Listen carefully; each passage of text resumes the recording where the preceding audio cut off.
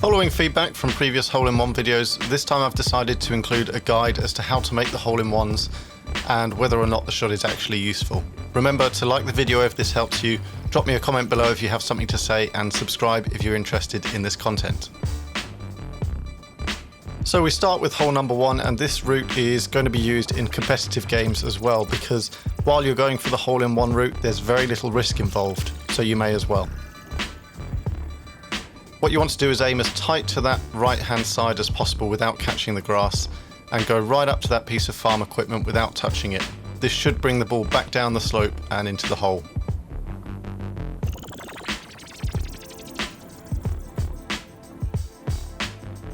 Hole number 2 is again one that you're going to want to be trying to make in real matches.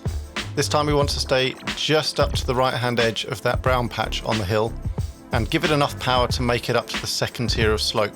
That should make its way round and back down towards the hole, close if not in.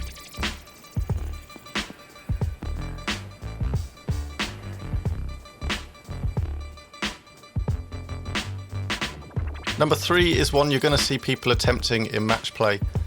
There is a safe route to play for a 2, which is to just go straight down the bank, but if you want to take on the hole-in-one, what you'll need to do is change the angle of the ball, and that is by hitting these beams on the left hand side.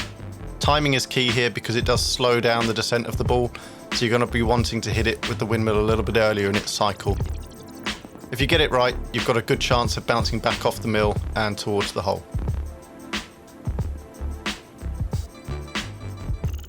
Number 4 took me the longest to do, but is a brilliantly designed hole-in-one route. This plank doesn't naturally take the ball to the hole, so what you'll need to do is bounce a couple of times on the plank and catch that angled part on the top left-hand side. That will send the ball over towards the side banking, which is just about the only banking that's going to send the ball back towards the hole. There are other ways of hitting this, but they rely a little bit more on luck and less on precision. So probably not one that you're going to want to try in matches, but a brilliant one to try and hit.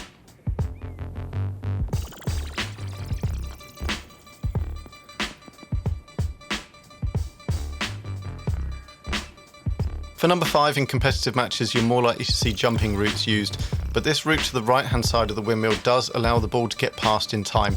It's difficult to time and you need to get the power right, but that curve is designed to send the ball to the hole.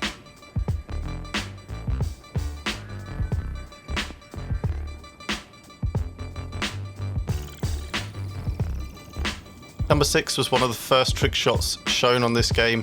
I think Emzerg was the first to hit it, and that is by using the rock to the left hand side. So if you get that right, there's not too much risk of the ball going out of bounds, but there is a good chance that it might end up in the hole. It's one of those types of shots where you're putting the ball in the right area and then there's a chance it will go in, and we're going to see a few of those throughout this course.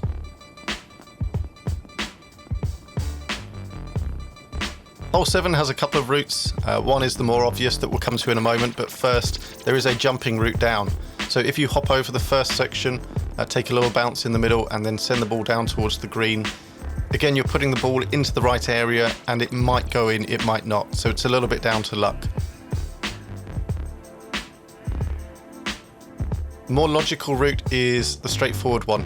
For this, I putt straight ahead and try and catch that grass bank on the far side. That adjusts the angle of the ball down towards that second ramp, and if you get lucky with your bounces, it can always go in.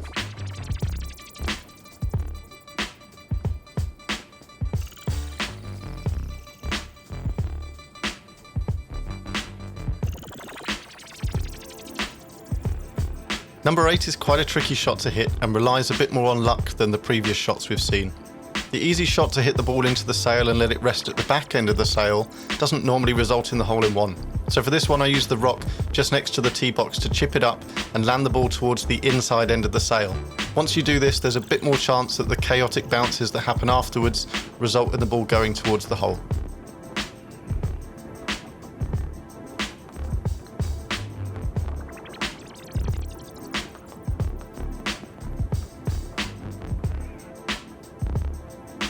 For number 9, there are probably 3 ways to approach this hole, which I won't go into.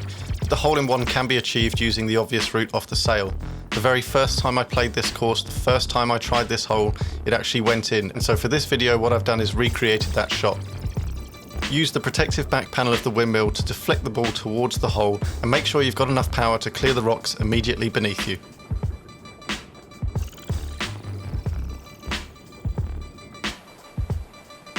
Hole 10 is reasonably straightforward, although it is obviously completely not straightforward because of the wind.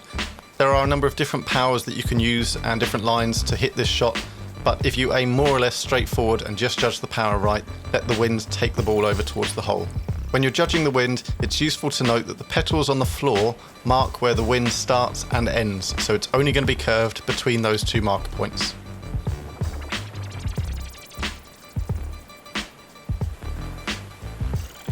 Hole 11 has a few different routes which I've seen people try, including jumping routes over the path to the right hand side, but you can achieve this hole-in-one just by using the curve of the wind.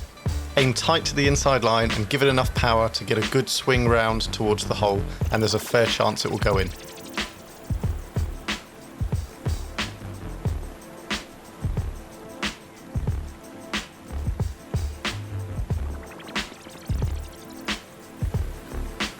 For hole 12, using the wind curve route to the right doesn't seem to result in the hole-in-one, so instead you've got to play one of those chaos shots where you put the ball into play in the right area and hope that it might end up in the hole.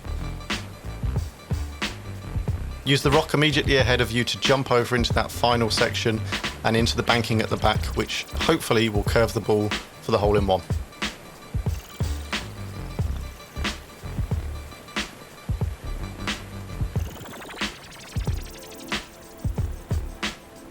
Hole 13 is another of those that doesn't seem to allow for the hole-in-one using just the wind route, so we're going to need to jump the ball again. Use the rock immediately ahead of you and send the ball towards that back area, and again there's this hope that in the chaos it might just end up in the hole, and if not, you'll have a safe second putt.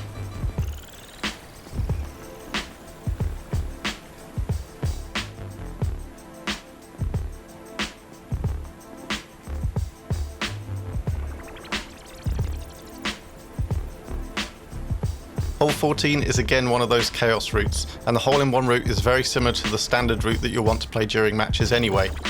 Use the big rock up on the left-hand side near the top tier to deflect the ball into the general area of the hole, and using those stones and grass banks at the back, there's always a chance it will go in.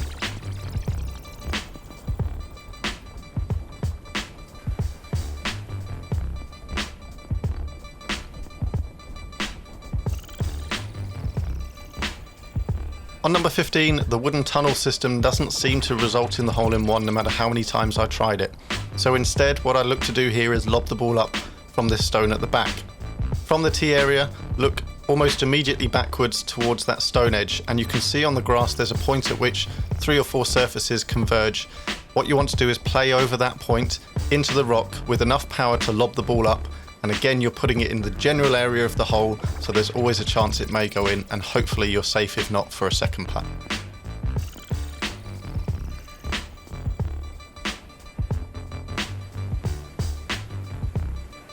Hole 16 is the shot that you're going to want to be playing anyway, and there's just a chance it may go in. Using the holes at the top of the mill system, there's a chance that when it comes down this tube and hits the back wall, it will go towards the hole, but there's a fair amount of variance there, so sometimes it will happen, sometimes it won't.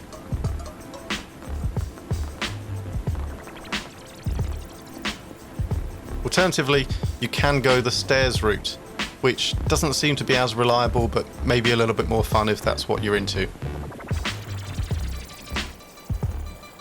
Hole 17 is really one of the hardest holes on the course, and the standard route is to play into quite a small rock surface. Just behind that there's a bigger rock that you'll need to get a deflection into. Now, the smaller rock surface doesn't seem to send the ball into the hole-in-one. I tried it a number of times and couldn't seem to get the angles just right. But using this deflection into the rock sends it into a grass bank slightly further back and gives you a much better chance that the ball will go in. And I hit this one a couple of times in a row as well. It's not necessarily a percentage shot to play because you're adding a few extra bounces and deflections to judge, but if you desperately need the hole-in-one, this might be the route you have to go. Finally, we have hole number 18, and of course the hole-in-one that everyone wants to hit is the dunk, but for this video I'm going to show you the route which, if it doesn't go in, you've still got a fair chance of being safe. There's a patch of grass on the left-hand side of the green, which I'm trying to land the ball just to the right of and a little bit beyond. This should send the ball bouncing towards the big back stones, and the deflection will bring the ball back towards the hole. If you don't get it in, you should leave yourself a manageable putt, and it's one of the safest areas of the green to hit.